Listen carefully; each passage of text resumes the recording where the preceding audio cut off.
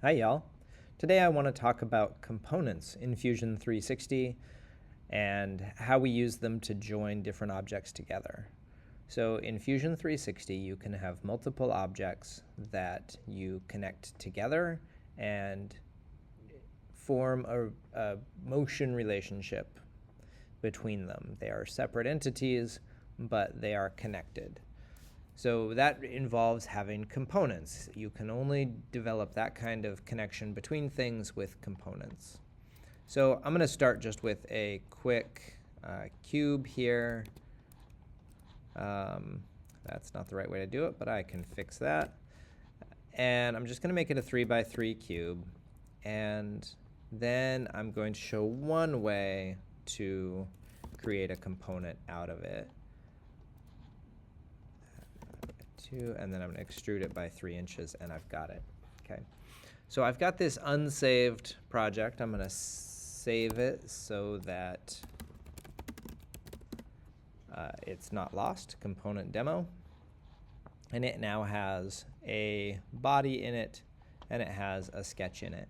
So if I've already got a body, I can go to Assemble and say New Component, and I can check this From Bodies piece. And I'm going to choose that one. I'm going to let it activate, and then we'll say OK. And you'll see that over here it creates this new component, and the body that was in the parent component is no longer there. If I open this up, it is now inside this component. So I can now rename this one to the base, and it's good. I'm going to go ahead and move it out of the way.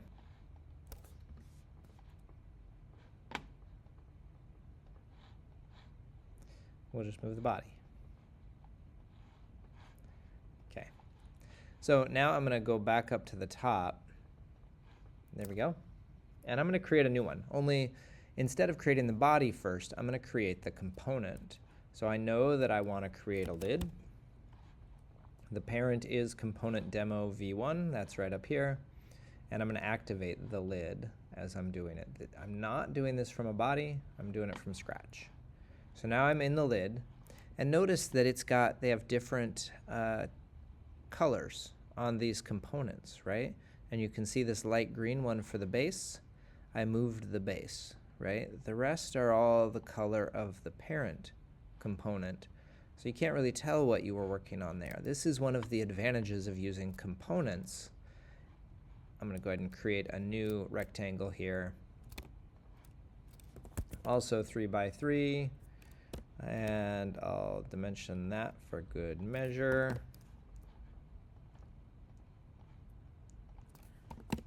There we go. And I'm going to extrude it just by 1 inch. And notice that that extrusion is part of that orange component. So I know that in my timeline, those are elements where I was working on the lid. It says so. This one knows that it's the base. But these other ones where I was working just in the general area, that one was a component inside of the base of the parent component. But the rest of these, it's hard to tell what I was working on. When it becomes complicated, having this color coding helps a lot. Also, when you activate it, so right now the lid is activated, now the base is activated, and now the parent one is activated. Having that activation option helps protect you from messing with other components. Notice also that the lid now has its sketch included in it, whereas that base sketch is part of the main component because I created it, then the body, and then I moved it into a component. So I can't move that sketch into the base. Now let's do a joint. So I'm going to connect this lid up to, I want it to come to the top, and I want it to rotate up and around like a lid would. Obviously, this is not anything functional. It would not be great as a real thing, but it'll demonstrate the way this works. So again, I'm in Assemble. J is for joint. And now what you're doing is you're choosing the 2 points, the snap points, where they're going to connect up. The first one you choose is the one that's going to move. So I'm going to rotate the bottom because I want the lid to come up on top of the body, the base, and notice that as I'm choosing spots, this icon, this snap point icon, shows up. And sometimes it's flat, and sometimes it's kind of off to the side a little bit, right? It's on its side. That's showing kind of how that relationship is. So I want it to look like that. And then it jumps to the second snap point. So I'm going to bring that to here. And I also want that there. And it pops up. Okay?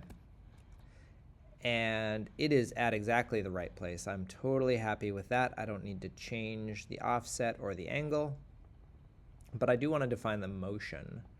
Right now it's set as rigid, which means they're connected and they're not moving. But if I change it to revolute, it goes like that. Okay, which is what I want, but it shouldn't go all the way around. So I'm going to say a minimum of 0, and then I'm going to show a maximum of, let's say, it can flip to 150 maybe. There we go. And then I play it, and we can see the way that this motion works. Pretty good, right? Okay, and if I wanted to, I can come back to the joints here. That's part of the parent component. Can't be in one of these right now because it would need subcomponents to join, right? So I can right-click on that. I can drive the joints like that, and then it gives me this, and I can, okay, so that's how that's going to work. I can examine how that works. I can cancel that. I can also animate the joint, and it'll just play. Press escape to end that animation. And you can edit the joints, edit your motion limits, all kinds of stuff in here. So if I wanted to edit that, I can come into here and say, oh, well, I want the angle to be 3 degrees, and that'll be our starting place instead, right? And that'll show that. If I animate the joint now, it goes like that. Okay. Let's take a quick look at what it looks like if we change our motions, right? So this would be, you can do like a slider. So if you're doing like a drawer, you can set that up. You can do a cylindrical one, which can both slide and rotate. And pin slot is kind of like that. And a planar one that's a weird plane, but it just moves along a plane. It's got a perpendicular axis is the z-axis, the slide is on the x-axis right now. And a ball joint is like for a shoulder or something like that. Right, so it's got a single point and can go anywhere around it. But we definitely want that revolute joint right now, and we're good. I guess I have to put my minimum and my maximum back on. I'm just going to go to 100 degrees this time. Preview those limits. I like that.